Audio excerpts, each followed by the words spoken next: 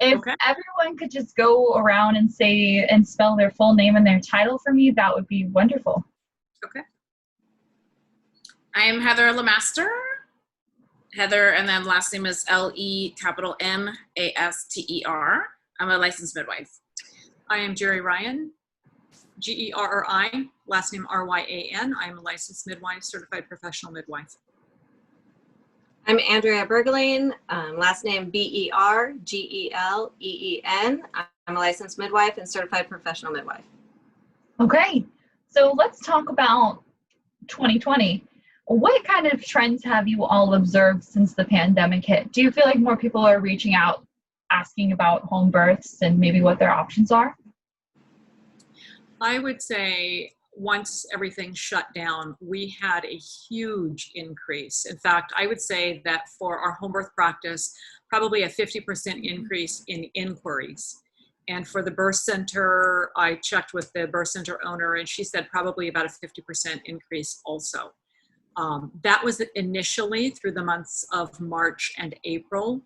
I would say probably May also. And then as June came around and people were kind of settling in, we saw it settle out. So I feel like home birth practice wise, we're about where we normally are, but the birth center is still experiencing about a 50% increase in inquiries. They don't all relate to people actually signing up to have an out-of-hospital birth, which I think is largely based on insurance issues, insurance coverage. Okay, what reasons have people given when they've reached out to you all about why they're interested in pursuing a home birth, especially the people who maybe they had their first child at a hospital, but maybe for their second or third kid, this time they're interested in a home birth? I'd say in general, most families, maybe the first birth didn't quite go as planned or their experience wasn't what they had anticipated and they really they've educated themselves more this time around and are choosing to make different decisions. They are feeling that empowerment and really would like a different experience for them, for their families, their partners, for their children also. But especially with this pandemic that we're all dealing with now, many of the inquiries have been, specifically because of COVID, wanting to make sure that their partners are there with them. If they have a doula, wanting to have their doula or a support person with them as well. And just really feeling like really truly believing that their whole team really is on their page. And considering that we're also still, we still use the same, precautions that you would anticipate with PPE and those kinds of things as well. So we're taking our precautions and asking them to do the same. So what sort of things should people expect if they are going to go the midwife route? Does the mom still need to wear a face covering and things like that? I don't know what kind of guidelines are in place for home births versus the traditional hospital setting. We still ask, we wear a face mask, we wear gloves during the labor, and we also will have booties on our feet.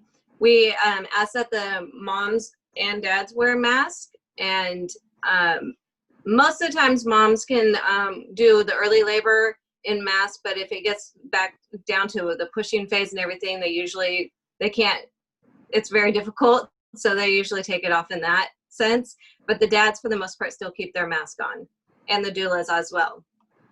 Okay, what are some of the other reasons people have reached out? I would imagine that's a good point, that a lot of people are worried that other family members or the father wouldn't be able to be there. But I think a lot of people are nervous about going to a hospital right now, just thinking that they might, there might be a lot of germs there, or they might just be nervous about going into one. I don't know if that's something that people have reached out to you all about.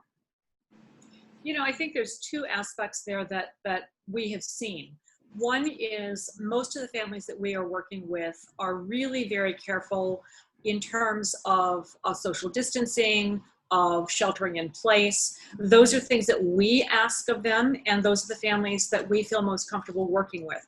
We really are very clear with them that we do not want to become a vector of infection in the community. And so we've made adjustments in the way we see our families. For instance, we do about half of their visits are now through telehealth, And so the other half are in person, in office. At that time, only one midwife is there at the office. We have a minimum of half an hour to an hour between clients coming in. Everything is wiped down, every single piece of equipment, door handles, everything.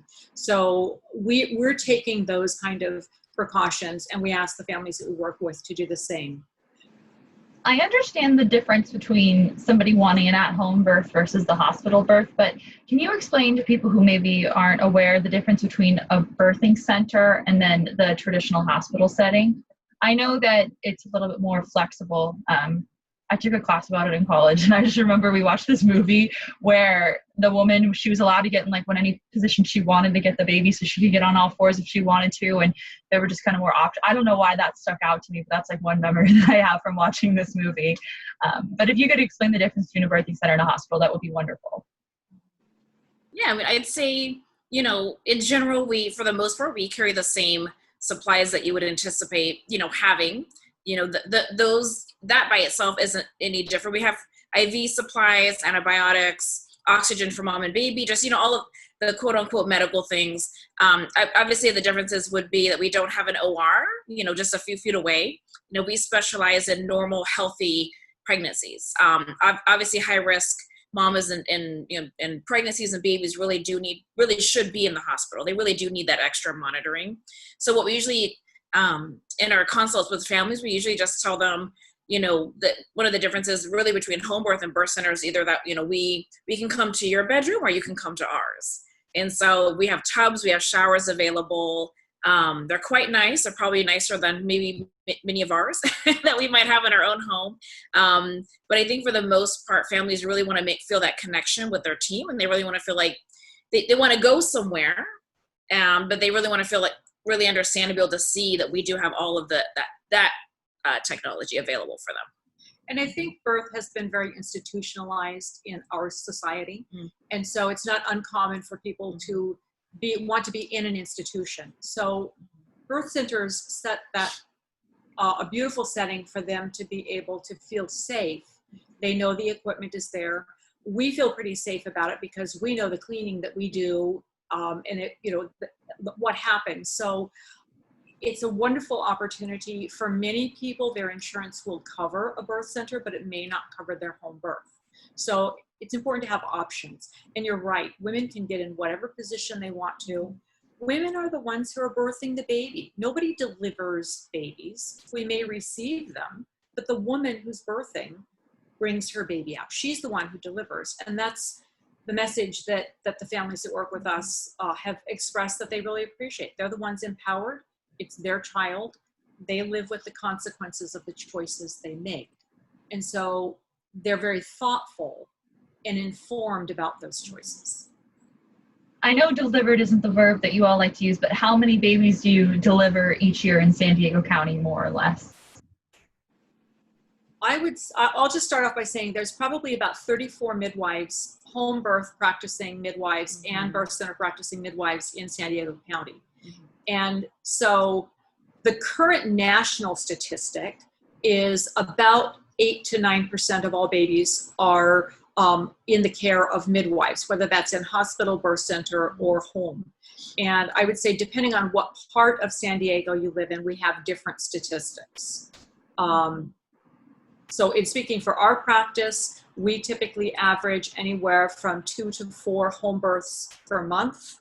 And then birth center, usually 3 to 4, but with capacity up to about 15 per month. Okay. Any other interesting trends that you've noticed, or maybe a change in mindset that you've seen since this pandemic took over? I feel that a lot of society that were kind of thinking of home birth or out of hospital birth, the COVID kind of just pushed them where it's like, oh wait, let's really look into this. Let's really research this, and push them into it to think about what they want to do for their birth a little quicker than probably if the COVID didn't happen. So, because they'll be like, yeah, I thought about this and I was wondering, and then now with what's happening in hospitals, this seems with our research, this just seems more of what we are looking for our birth.